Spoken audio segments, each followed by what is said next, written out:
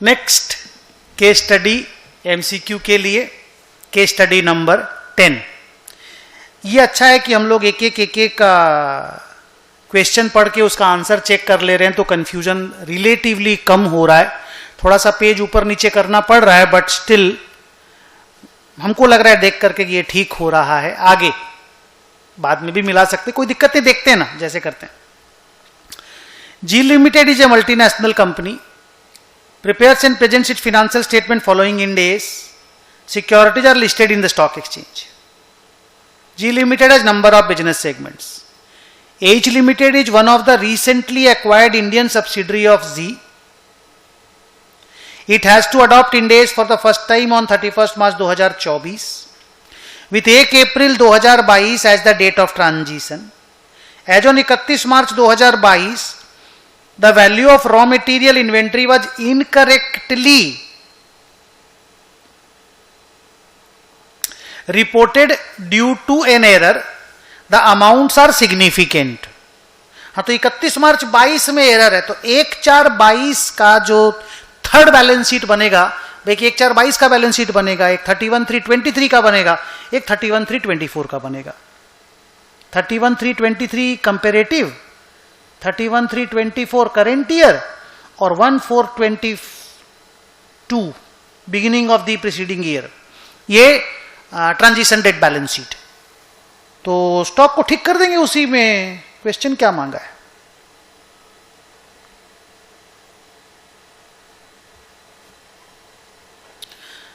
Question तो पढ़ना पड़ेगा, तो गंदा सा है। With respect to H limited state whether the error should be reported in the Ind AS financial statements and how to rectify it. A. H Limited will report the impact of the error as a correction to the statement of P&L in the year 22-23. No. 1/4/22 ठीक करना है. The correction shall be reflected in a reconciliation as at the end of first Ind AS reporting period 22-23. No. The impact of correction is significant and it shall be amortized on a rational and systematic basis. No. The first Ind AS financial statement shall distinguish the correction of errors from changes in the accounting policies, normal level, and report it as a part of reconciliation in 1 April 2022. Correct, 1 अप्रैल 2022 में ठीक करना पड़ेगा भाई, reconciliation के रूप में present करना पड़ेगा। आंसर कहां है? ये रहा आंसर, डी नंबर आंसर। एकदम सोचना ही नहीं इसमें कुछ, नो दिमाग लगाने का कहानी, सिंपल क्वेश्चन सिंपल आंसर। अगला क्वेश्चन, अगला फैक्ट, इसको थोड़ा मिटा देता हूं, जगह बनेगा। बोलता है कि Zee limited is also engaged in software development. It enters into a contract with customer to transfer, sale आ गया, Ind AS 115, a software license, perform an installation service, provide updates and technical support. 4 चीज यहां पे मुझे दिखाई दिया, software, installation, update और technical support. अगर चारों अलग अलग परफॉर्मेंस ऑब्लिगेशन है, कस्टमर अलग अलग एडवांटेज उठा पा रहा है और नो सिग्निफिकेंट इंटीग्रेशन है, तब तो चारों को अलग अलग बोल देंगे, नहीं तो अगर कंबाइन करना होगा तो देखेंगे आगे। G Limited sells the license, installation service and technical support separately. Good. The installation service includes changing the web screen for each type of users. For example, marketing, inventory management and IT. देखने से लग रहा है integration चाहिए, modification चाहिए। The installation service is routinely performed by other entities and does not significantly modify the software. No significant modification. No significant modification मतलब दोनों अलग अलग है, सॉफ्टवेयर अलग है, इंस्टॉलेशन अलग है।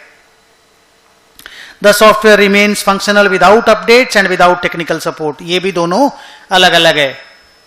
तो पूछा क्या है? पूछा है how many performance obligations G limited has with respect to the contract with customers to the to transfer software license. There are 4 performance obligations. एकदम सेम टू सेम सम अपनी बुक में था। Option A 4 performance obligations. Last,